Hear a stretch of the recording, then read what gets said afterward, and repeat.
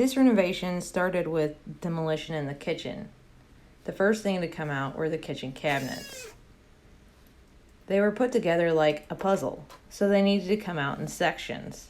Once Nick started helping, they came out much faster. There was a U-shaped wall made out of the cabinets. This needed to come out next. As you can see, there are a lot of electrical things that were involved. Now I suggest that you think about that before you start smashing things you did not put together. You may find that certain things are held together by shims and electrical cords. You might want to figure out how to turn off a breaker. A majority of the cabinets have now been removed. You can see that the slab is exposed. This was needed in order for the cast iron to be replaced. I greatly appreciate everyone who showed up to demo the house. Once we started, we soon found why stud finders never worked in the house. My brother created a frame where a door used to be. We then decided to remove the dining room wall that separated it from the kitchen. This is a load-bearing wall. Supports needed to be in place so that a header could be created, which my brother did, and then the footer was created by Nick.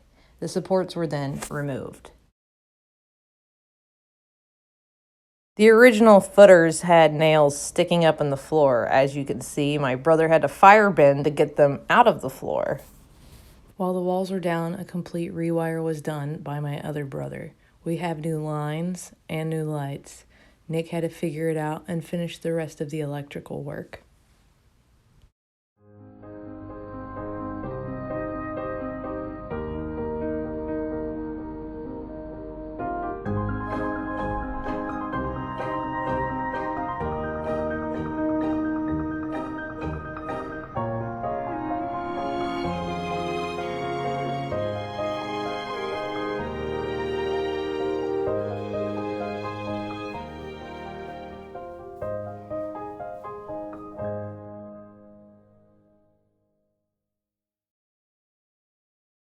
This tool is a hammer drill. It was used to remove all the tile from the floor. Later on, we would put more time into removing the thin set.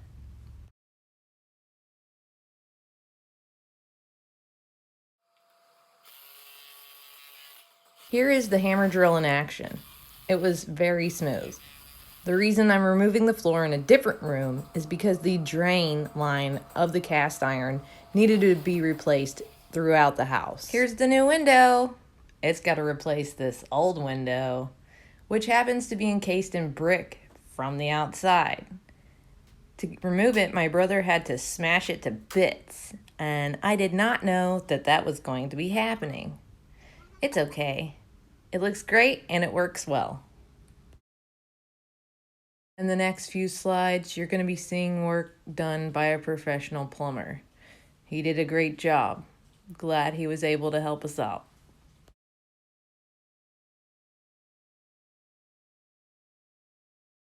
If you're going to be buying a home that was built 50 years ago, I would implore you to do your research with the building department.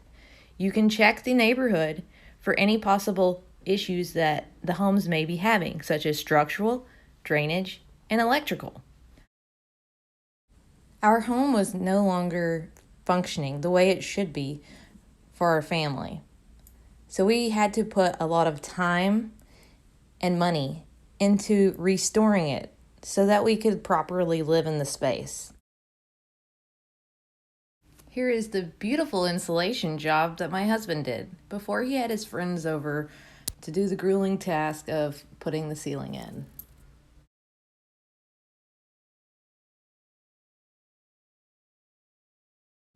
Never have I ever mudded any drywall.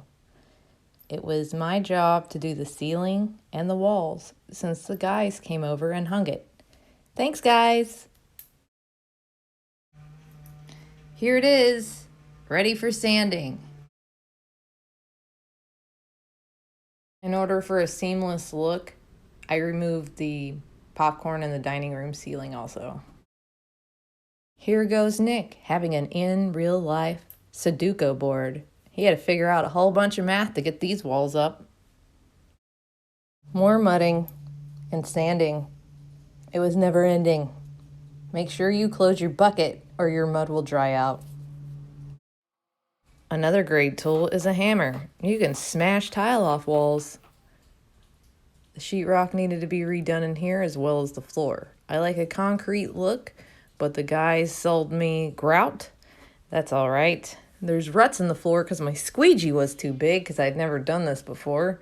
But that's okay. I painted it gray and it went with the simple, clean look that we were going for. Other things that happened while the walls were down: replacing of 8-up flexing, new vents, and new water lines behind the sink.